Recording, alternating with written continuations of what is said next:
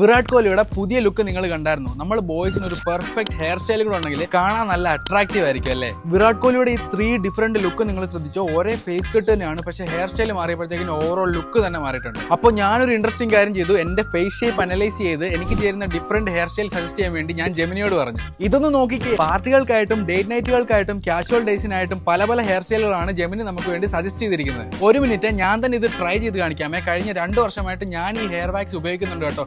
Natural argon oil വെച്ചാണ് ഇത് ഉണ്ടാക്കിയിരിക്കുന്നത്. കൂടാതെ ഇത് നോൺ സ്റ്റിക്കിയും ആണ്. ഇത് കാണുമ്പോൾ തന്നെ നിങ്ങൾക്ക് മനസ്സിലാവും സെയിം ഫേസ് ആണ്, പക്ഷെ ഒന്ന് ഹെയർ സ്റ്റൈൽ ചെയ്തപ്പോഴത്തേക്കിന് ഫുള്ള് ലുക്കും മാറിയല്ലേ.